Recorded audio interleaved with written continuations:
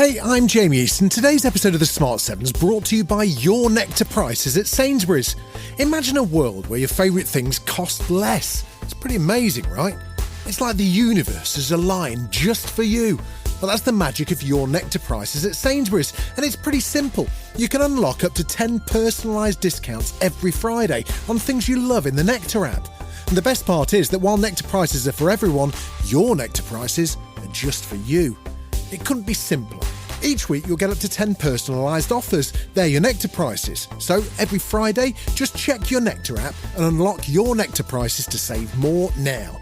Enjoy your own personalised discounts on things you love with Your Nectar Prices at Sainsbury's. That's good food for all of us. This offer's for 18 plus, Nectar app required. Unlock up to 10 Your Nectar Prices weekly, available in supermarkets, online and in locals with Smart Shop. T&Cs apply. 7 things you don't really need to know, but probably should. I'm Jamie Easton. This is the Sunday 7. I'm Ciara Revens in for Jamie East this week, and on today's episode of the award-winning Sunday 7, we discover what AI is up to in medicine, chase a moving church, and find out why your hair could save your teeth. Plus, Will Guyatt, the Smart 7's resident tech guru, explains how Apple and the government got into a row, and hear the tragic story of a French kick streamer. If you're enjoying our episodes, please do like and follow us wherever you get your podcasts. We're here 7 days a week at 7 a.m. with the 7 biggest stories on the Smart 7 in association with Metro. Before we get started though, it was on this day in 1853 that first potato chips were prepared by Chef George Crumb in Saratoga Springs, New York. Mr. Crumb was the chef at Moon's Lake House, and a customer complained that his fried potatoes were too thick, so the chef sliced them into thin strips, fried them until they were crisp, and the rest is history.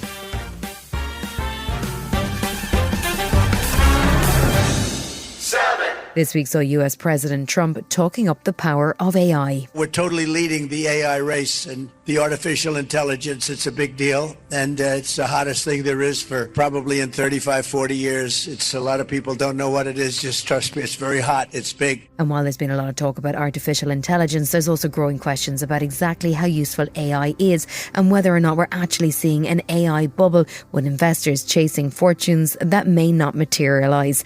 There's been increasing talk about potential AI crash as the technology fails to live up to the hype. And despite huge investment from tech companies, there still hasn't been a dramatic rush of profits to follow. One area where AI is helping to make quantifiable advances is in the area of science and medicine, where the power of its data crunching abilities has shown some real progress.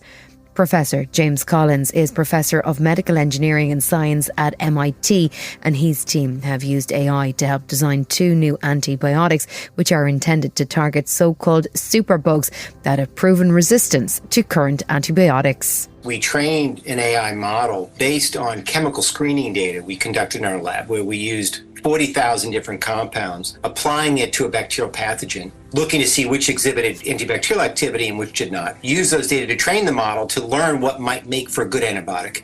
And we then challenged the model to design new antibiotics, ones we've never seen before. And it turned out that the model was really quite good at doing this. We were able to synthesize some number of these and then test them against multi-drug resistant bacterial pathogens. And with a very high rate of success, we came up with very new antibiotics. The system essentially built the antibiotics atom by atom, and the drugs will now have to go through refinement and ultimately clinical trials before they're available to the public. But it's a significant breakthrough powered by AI.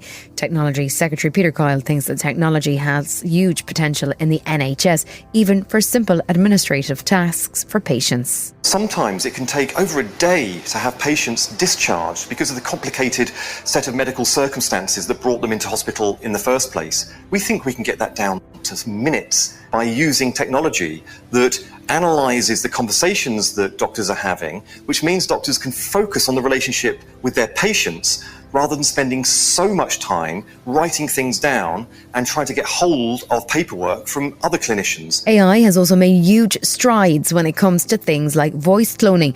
That is taking fragments of audio and using the technology to synthesize the original human voice. This can have a huge impact for sufferers of motor neuron disease, for example, which leaves sufferers unable to speak. BBC Breakfast heard a remarkable story this week from Sarah Ezekiel, who has finally regained her voice after 25 years thanks to AI. She uses a system called eye gaze technology, which let her pick out words on a screen, and an automated voice then spoke, much the same as astrophysicist Stephen Hawking used to use, but her two children hadn't heard her real voice. Hello, this is my voice. It's a kind of miracle, really. Wow, that just sounds really different. After such a long time, I couldn't really remember my voice before MND.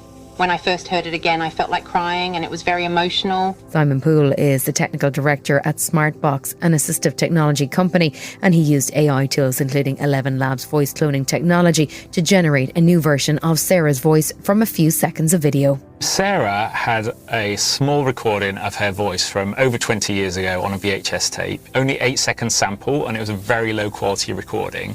You know, I gave her a bottle one night and she was so much happier. Despite it not being perfect, that is good enough for an AI voice creation tool to work with. It just needs a small sample of your voice, and then it knows what voices normally sound like, and it can use that to fine-tune its model to sound like your voice.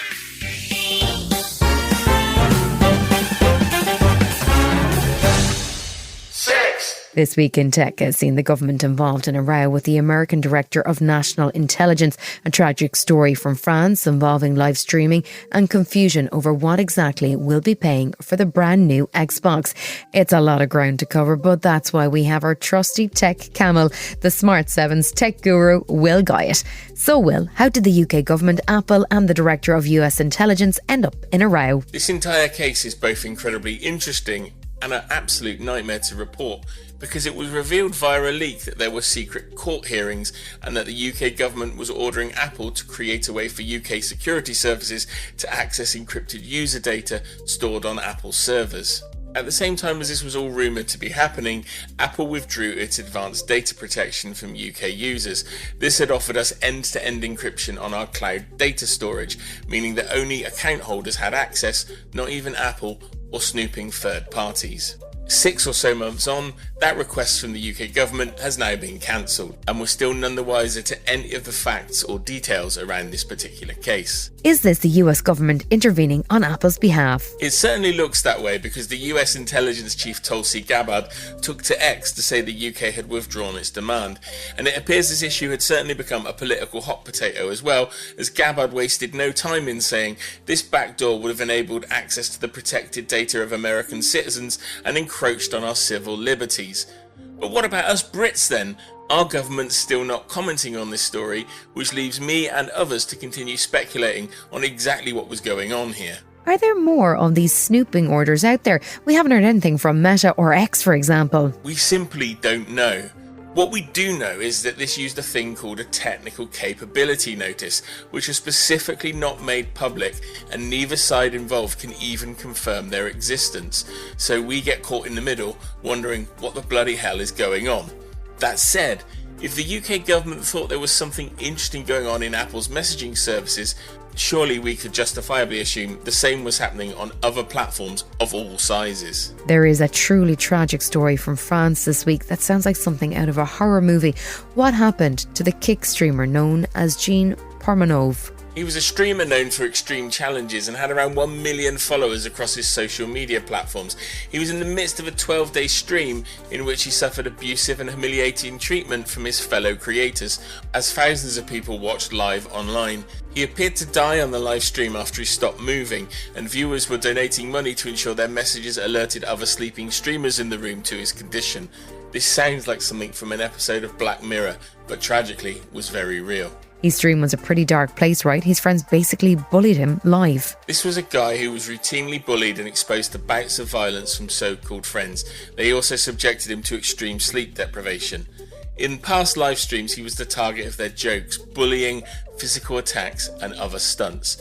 Fellow streamers took it in turn to see how long they could choke him for, while other streams showed him being shot with paintballs from almost point-blank range, submerged in water, or having his hair seemingly forcibly shaved off.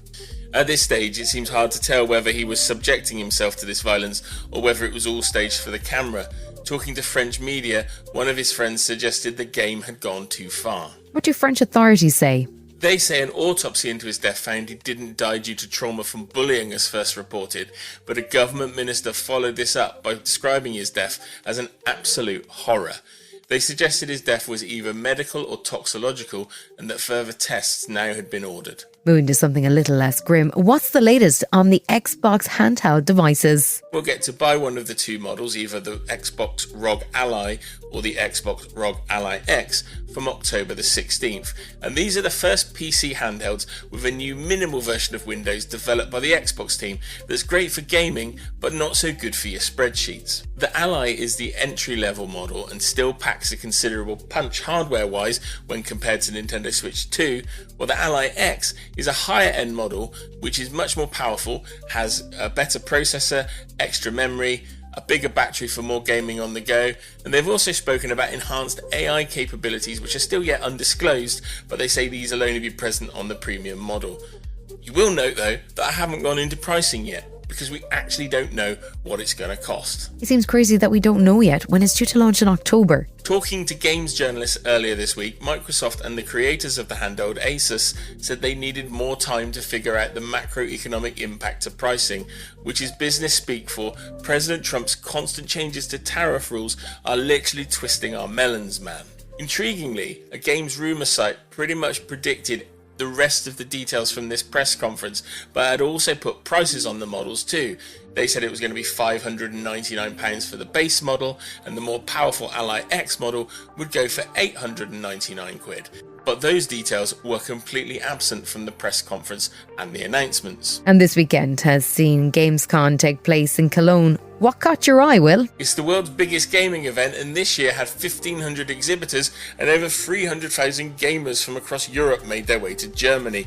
Given it's been a challenging couple of years for the games market, I'd go as far as saying there was a pretty strong showing of new stuff here, but I wouldn't go as far as Sports Illustrated, who ran a headline saying, "Gaming is so back, baby!" For me, the new Black Myth game, Zhongkui, looked absolutely incredible, as did EA's Battlefront 6.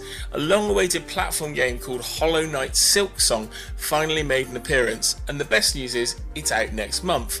And an apparent fan favourite on the show floor was the new Lego Batman game called Legacy of the Dark Knight.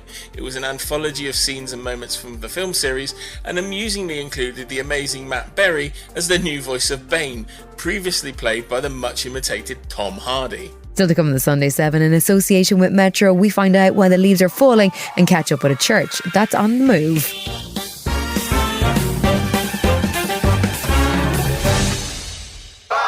This summer has seen the UK battle through the heat waves, but confusingly, if you take a stroll through your local park, it looks like it's already autumn and it's only August. The Met Office says the summer is on track to be one of the hottest since records began in 1884, and it seems like all of the heat has turbocharged nature into operating at high speed.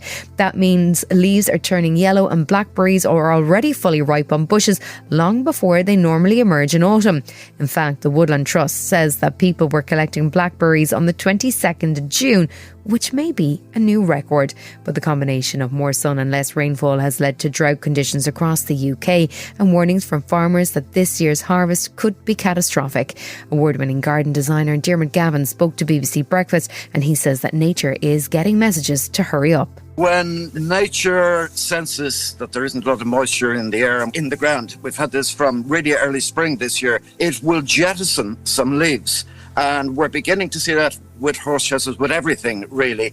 And with these tree ferns, it's begun, the weaker leaves are the ones that are hanging over from last year. It's just begun to cut off all supplies to them. So they shrivel, and eventually I come along and I take them out. What happens in the autumn is the chlorophyll reduces. The chlorophyll is the thing that converts the energy of the sun into food for the plant. And that will pull back, and then it will reveal other colours that are already in the leaf, that are always there. So that's autumn colour. We're not really seeing that yet. What we are seeing is the berries come early and the great fruit ripen early.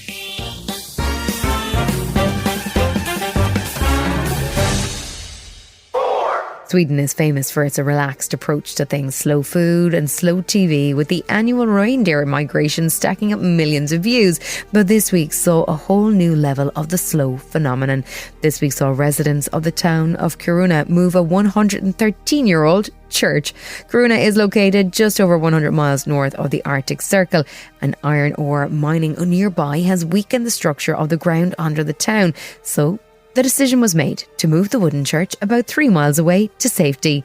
Lena Tjanberg is the local pastor, and she says the people of the town have mixed feelings about the move. I think it's very important. I said that the church is Kiruna's soul in some way, and in some way it's a safe place. It's a place you can come wherever you are. So it's very important that it's moving. But I think people also feel sad because we have to leave this place. It's like you can see the church everywhere in Kiruna. So it's a sad and a happy day for everyone. The wooden church was blessed before it was raised up using steel beams and perched on a series of transporters. Weighing 672 tonnes, it was slowly rolled for almost 3 miles at a pace of just over a quarter of a mile an hour. Moving the church isn't the end of the issue, though. As the mine expands, it's also having an impact on traditional migration routes for reindeer. And Lars-Markus Kuhmunen, who is the local community leader, is sounding gloomy about the future. 50 years ago, my great-grandfather said that the mine is going to eat up our way of life, our reindeer herding. And he was right. Niklas Johnasson is Senior Vice President of the Communication and Climate Unit for the mining company LKAB, and he says they're trying to cause as little disruption as possible. We hope, of course, that we can find some way forward together to see how we can make something which will disturb as little as possible. Still to come this Sunday 7 in association with Metro. Good news if you don't like your dentist, and an overload of cuteness at London Zoo. Right after this. This is Car Tracks with Turtle Wax. Your car says a lot about you. So if we asked your car what it would say about you, what would it say? Listen, you dropped one of those tiny cheeseburgers under the seat like last week, and now we're both dry heaving at the stench. Do us a favor, grab some Turtle Wax, and let's get to work. This has been Car Tracks with Turtle Wax. You are how you car. Welcome back.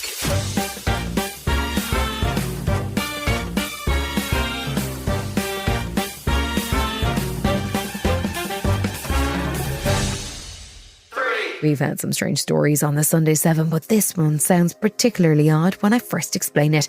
A new breakthrough could mean that your hair can be used to repair your teeth. Yes, that's what scientists at King's College in London have discovered. They're not suggesting you wedge hairballs into your gums.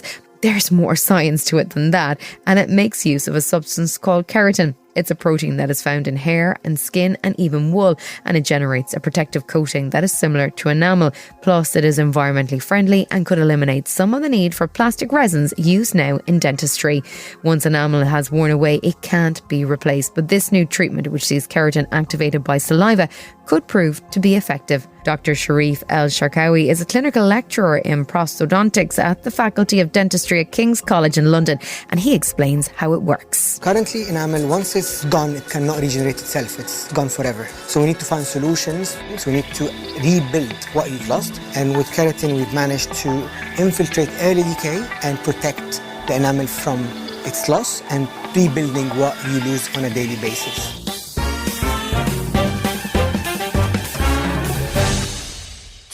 A new global health study on vaping produced some alarming statistics this week. The research, which was a joint effort between the University of York and the London School of Hygiene and Tropical Medicine, surveyed 56 different reviews of studies on youth vaping and produced some alarming results. Children who vape are 3 times more likely to become smokers later in life, and vaping can also open the door to a host of other medical conditions, including respiratory illnesses and even substance abuse. The government has banned single-use vapes from sale since June of this year, but it's clear that more may need to be done. now that there's clear evidence of long-term health risks. Dr. Amir Khan reviewed the research for Good Morning Britain. This is a huge study. It's been run by the University of York and London School of Hygiene and Tropical Medicine. They analysed 384 studies and found children and teens who vape are 3 times more likely not just to smoke cigarettes, but to smoke cigarettes more heavily and more frequently over time. It was also associated with breathing problems, asthma attacks, bronchitis, even headaches and low sperm count.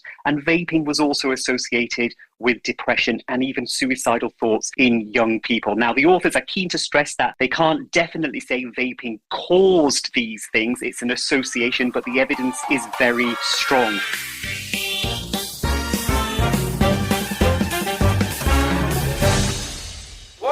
London Zoo is one of the world's oldest scientific zoos, and it consistently ranks as one of the top zoos in the world. But staying on top of the charts takes a lot of work and care from the keepers. London Zoo is home to more than 20,000 animals and over 700 species, and each year it has to measure all of its residents to ensure that everyone is in good health. Tuesday was weigh-in day, and keepers set to work, cajoling all kinds of creatures onto the scales, and the records will be shared with conservation programmes across the world to help keep track on the health of endangered species.